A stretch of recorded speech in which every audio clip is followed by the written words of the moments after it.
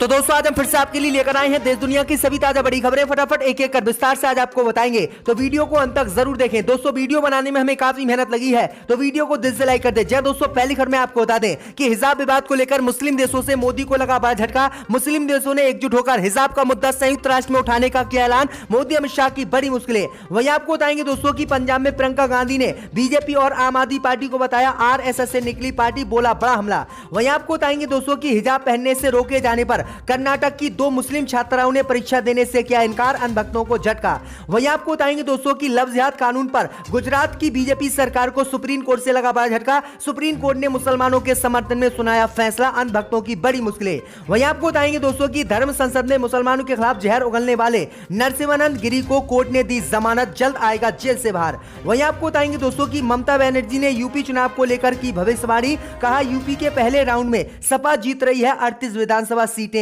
तो दोस्तों सभी खबरों को आपको एक एक कर बताने वाले हैं। वीडियो को लाइक कर चैनल को सब्सक्राइब कर दें और हमें कमेंट करके बताएं कि आपके जिले किस राज्य से हमारी खबरों को देख रहे हैं। इसी बीच में तो दोस्तों अगली खबर की ओर, तो हिजाब विवाद को लेकर मुस्लिम देशों से मोदी को लगा बड़ा झटका। एकजुट होकर मुस्लिम देशों ने संयुक्त राष्ट्र में हिजाब विवाद का मुद्दा उठाने का किया ऐलान, मोदी की बड़ी मुश्किलें। जी दोस्तों आपको बता दें ये बड़ी खबर सामने निकल कर आई दोस्तों की कर्नाटक के हिजाब विवाद को लेकर इस्लामिक देशों के संगठन ओआईसी से आज मोदी सरकार को बड़ा झटका लगा है और ओआईसी ने कर्नाटक में हिजाब पर प्रतिबंध लगाने के फैसले का काफी विरोध किया है और इस पर गहरी नाराजगी जताई है। दरअसल आपको बता दें कि इस्लामिक देशों के संगठन ओआईसी ने अब भारत के हिजाब विवाद मुद्दे को संयुक्त राष्ट्र में उठाने का ऐलान कर दिया है, जिसके बाद मोदी सरकार की मुश्किलें बढ़ गई हैं। वहीं आपको बता दें कि मुस्लिम 56 देशों ने इस मामले को लेकर गहरी नाराजगी जताई है, जिसके बाद भाजपा की मुश्किलें बढ़ गई हैं। दरअसल आपको बता दें कि मुस्लिम देशों के संगठन ओआईसी ने एक बयान भी जारी किया है और कहा है कि कर्नाटक में मुस्लिम महिलाओं के हिजाब पहनने पर प्रतिबंध चिंताजनक है। इसके साथ ही ओआईसी ने कहा है कि मोदी सरकार मुस्लिम समुदाय की सुरक्षा सुनिश्चित भारत में करे।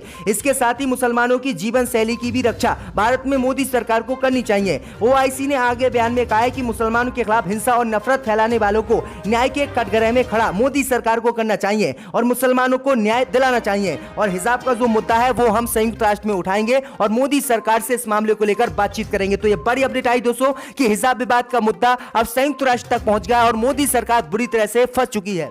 इसी बीच में तो दोस्तों अगली खबर की ओर, तो पंजाब में प्रियंका गांधी और सीएम चन्नी का रोड शो। बीजेपी और आम आदमी पार्टी को बताया आरएसएस से निकली हुई पार्टी। जी दोस्तों आपको बता दें कि कांग्रेस नेता प्रियंका गांधी मंगलवार को पंजाब के रूपनगर में पार्टी का चुनाव प्रचार करने पहुंची। इस दौरान मुख्यमंत्री चरणजीत सिंह चन्नी भी उनके साथ थे।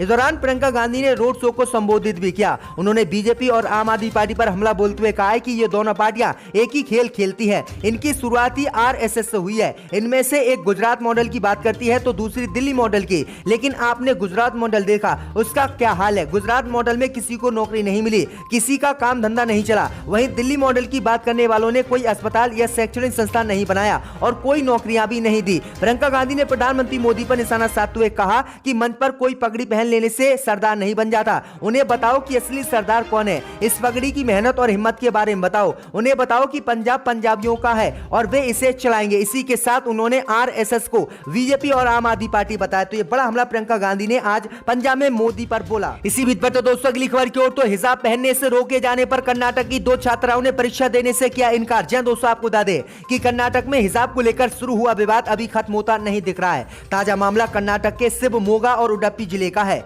जहां मंगलवार को 2 छात्राओं ने हिजाब पहनने की अनुमति न मिलने पर परीक्षा देने से इनकार कर दिया। उडुपी के सरकारी स्कूल में पढ़ने वाले बच्ची के माता पिता ने कहा है कि छात्राओं को हिजाब नहीं पहनने वालों से अलग कमरे में बैठने के लिए भी कहा गया था। हालांकि जिला प्रशासन ने इस घटना से साफ इनकार किया है। वहीं दूसरी बच्ची के माता पिता ने कहा है कि हिजाब न हटाने पर बच्ची को पुलिस की धमकी दी गई। पीड़िता के माता पिता ने कहा है कि ऐसा पहले कभी नहीं हुआ, हमारे बच्चों को कल अलग कमरे में बिठाया गया। अध्यापकों ने बच्चों को फटकार भी लगाई, उन्होंने ऐसा पहले नहीं किया। तो ये बड़ी अपडेट आ रही है कि 2 छात्राओं ने जो है हिजाब पहनने से रोके जाने पर कर्नाटक में परीक्षा देने से ही इनकार कर दिया और दोनों ही छात्राएं कक्षा 6 और कक्षा 9 की हैं।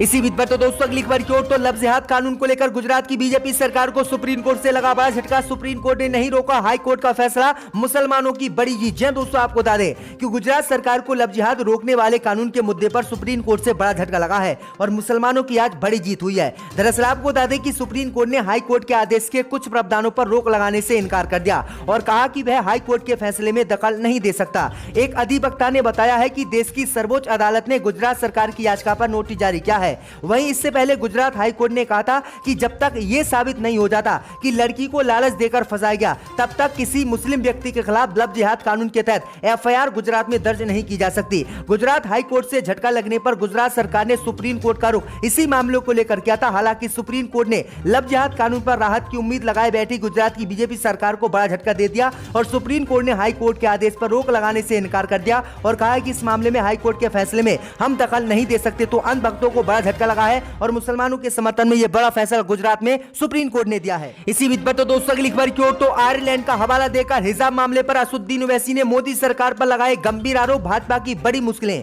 दोस्तों आपको बता दें कि हिजाब मामला दिन ब दिन तूल पकड़ता जा रहा है। वहीं इसी बीच एआईएमएम के नेता असदुद्दीन ओवैसी ने आयरलैंड का हवाला देकर मोदी सरकार पर हिजाब को लेकर बड़ा हमला बोला है।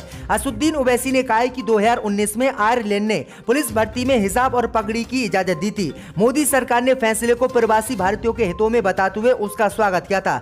आगे असदुद्दीन ओवैसी ने कहा कि अगर आयरलैंड के लिए ये ऐतिहासिक था तो कर्नाटक की बच्चियों से तकलीफ क्यों, उनकी डिग्निटी की धज्जियां क्यों उड़ाई जा रही हैं। बता दें कि पिछले दिनों से कर्नाटक में हिजाब मामला विवादों में है, जो अब राजनीति लंग भी ले चुका है। तो ये बड़ी अपडेट आ रही दोस्तों। असदुद्दीन ओवैसी ने ये गंभीर आरोप लगाए कि जब आयरलैंड में मुस्लिम महिलाओं को हिजाब पहनकर पुलिस की वर्दी में ड्यूटी करने की इजाजत दी जा सकती है तो भारत में क्यों नहीं।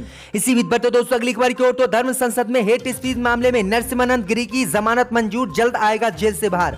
दोस्तों आपको बता दें कि धार्मिक भावना भड़काने और महिलाओं पर आपत्तिजनक टिप्पणी करने के मामलों में आरोपी नरसिम्हानंद गिरी की जमानत अर्जी मंजूर कर ली गई है और जल्द ही नरसिम्हानंद गिरी जेल से बाहर आएगा। दरअसल आपको बता दें कि बीते दिनों हरिद्वार पुलिस ने आरोपी वसीम रिजवी को नारसन बॉर्डर पर, जबकि उसके सह आरोपी नरसिम्हानंद गिरी को गिरफ्तार कर जेल भेज दिया था। करीब एक माह पूर्व हरिद्वार में आयोजित धर्म संसद में नरसिम्हानंद गिरी, वसीम रिजवी और अन्य संतों पर मुस्लिम समुदाय के प्रति भड़काऊ संबोधन और महिलाओं पर आपत्तिजनक टिप्पणी करने का आरोप लगा था। लोगों की लिखित शिकायत पर पुलिस ने सभी आरोपियों के खिलाफ धाराओं में केस दर्ज किया था। मामले में कार्रवाई करते हुए पुलिस ने इन दोनों व्यक्तियों को हरिद्वार से ही गिरफ्तार किया था, जिसके बाद इन्हें जेल भेज दिया गया था। लेकिन अब इस व्यक्ति को जमानत कोर्ट ने दे दी है, जबकि वसीम रिजवी को अभी तक जमानत नहीं मिली है। इसी बीच पर तो दोस्तों अगली खबर की ओर तो ममता बनर्जी ने की भविष्यवाणी, यूपी के पहले राउंड में सपा जीत रही है 38 विधानसभा सीटें, भाजपा का हो रहा है सुपड़ा साफ।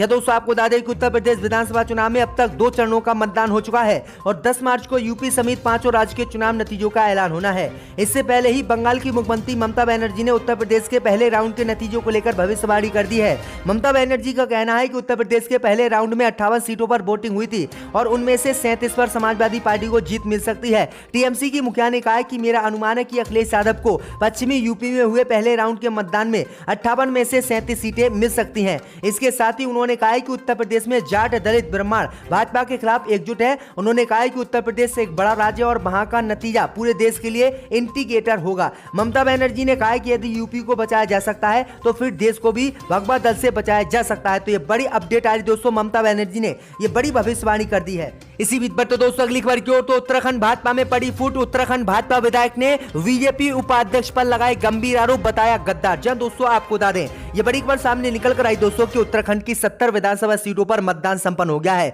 हार के डर से भाजपा उत्तराखंड में बौखलाई हुई है। इस बीच खबर सामने निकल कर आई दोस्तों कि भाजपा के मौजूदा विधायक संजय गुप्ता ने अपनी ही पार्टी के प्रदेश अध्यक्ष पर गंभीर आरोप लगाए हैं। विधायक संजय गुप्ता ने कहा है कि उत्तराखंड के भाजपा अध्यक्ष अपनी ही पार्टी के नेताओं की खिलाफत में जुटे हैं। गुप्ता बोले, उत्तराखंड भाजपा अध्यक्ष मदन कौशिक ने इस चुनाव में अपनी हार सुनिश्चित करने के लिए कई भाजपा उम्मीदवारों के खिलाफ काम किया है। उसने मेरे खिलाफ चुनाव लड़ रहे बसपा उम्मीदवार का समर्थन किया। वह एक गद्दार है, ऐसे लोगों से पार्टी को नुकसान होगा। मैं भाजपा नेतृत्व से उसे पार्टी से बर्खास्त करने की मांग करता हूं। तो ये बड़ी अपडेट आई दोस्तों, क्योंकि उत्तराखंड में भाजपा की सरकार जाती हुई दिखाई दे रही है और इसी से भाजपा विधायक बौखलाए हुए हैं। इसी बीच पर तो दोस्तों अगली खबर की ओर तो बीजेपी की जीत को लेकर बोली मेनका गांधी, कहा अभी स्पष्ट नजर नहीं आ रही है जीत। दोस्तों आपको बता दें कि उत्तर प्रदेश के सुल्तानपुर में 4 दिवसीय दौरे पर अपने संसदीय क्षेत्र में पहुंची बीजेपी सांसद मेनका गांधी यहां पार्टी प्रत्याशियों के लिए कैंपेन कर रही हैं। इसी क्रम में वो आज इसौली क्षेत्र में पहुंची, जहां मीडिया से बातचीत करते हुए मेनका गांधी ने 2 चरण के हुए चुनाव पर कहा